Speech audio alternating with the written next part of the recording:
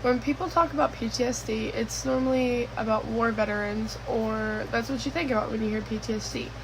But here's the hard facts and what it's like from a typical person that has PTSD. Here are some PTSD in children criteria from the Vincent's Library. After exposure to an actual or threatened death or serious injury, instead of evidencing fear, hopelessness, or horror, they may respond with agitated behavior. A child can have symptoms of re-experiencing, repetition, and reenactments where children may manifest repetitive behaviors, play the reenactments of the traumatic situation, or frightening dreams without specific content. There will also be avoidance of stimuli associated with the trauma because it's difficult for children to report diminished interest in significant activities and constriction of affect. These symptoms should be carefully evaluated, with reports being sought by parents, teachers, and observers. PTSD in children is often not recognized, or it's ignored because either the child is too scared to talk about their situation at home, or a parent or guardian will dismiss their experience by saying it's unimportant, a part of life, and so on. But approximately 6% of boys and 15% of girls get PTSD. And children with PTSD normally will do worse in school due to them having PTSD. So therefore, it should be talked about, and children shouldn't be embarrassed or scared to talk about their situation. With PTSD often go through the same feelings and trauma of the triggering incident that happened as if it's still happening. This group of people will try to escape their feelings by avoiding parts of their life that may trigger a reaction, leading to isolation. Although a person with PTSD will become numb to deal with their symptoms, they may also become hypersensitive to certain stimuli, so therefore they could become violent to touch or surprise. And people shouldn't feel bad for having PTSD because about 8 million people get diagnosed with PTSD in a given year. And also, PTSD and domestic violence have a very close connection, and it's undeniable. Along with PTSD comes triggers. These can be simple things that'll cause us to remember our situation.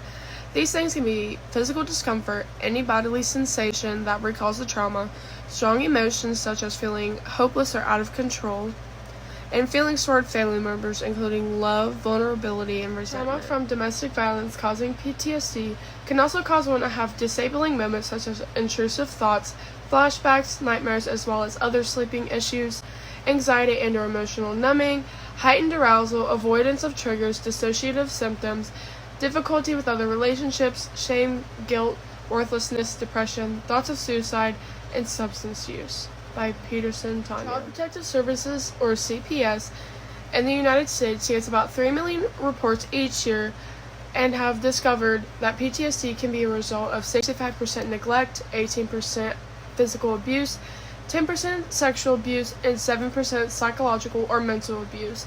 And I got that from ptsd.va.gov. Now that you have a better understanding of PTSD, here's what it's like from my point of view as someone that has PTSD. Growing up, I had sort of a tough upbringing. There's a lot of things that happened in my life that I wanted to talk about to try and make my life easier by trying to understand the feelings that I felt. And due to elders liking to ignore the severity of the situation, they would tell my parents, and that would cause me to get in a lot of trouble. So that caused me to be silent for many, many years. Even after years took place, I tried talking to the source of my issues, that would be my mother. She would say that because it happened to her as a child, that I shouldn't be faced by it and I shouldn't let it bother me. A lot of times I still feel like I'm reliving my past incident, especially when I come home and see the blood stains on the wood deck.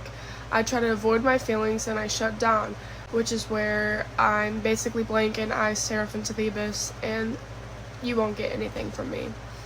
I've also become really hypersensitive. When it comes to fight or flight, I used to be on the flight side of things. I would just try to cower or run. But now, if I get surprised or touched, there's an alarm in my brain that goes off, and I just try to defend myself. I'm very close with my siblings, so we will like to joke around with each other, and they might say something or move, and that alarm in my brain will go off, and it tells me to defend myself. And it's kind of embarrassing to an extent, but I really can't help it. Due to the last traumatic event that took place, my parents were incarcerated and my brother almost died due to my stepfather. He got pushed into a glass door and it cut an artery in his wrist, causing massive bleeding. The surgeon that managed to stop the bleeding stated that without me taking a cloth and putting pressure on the wound, that he wouldn't have made his transfer to that hospital. It really scared me, and it's an image that I'll never forget. Now, anytime I see someone from a distance that looks like either my father or my mother, my heart will immediately sink and I start shaking in fear.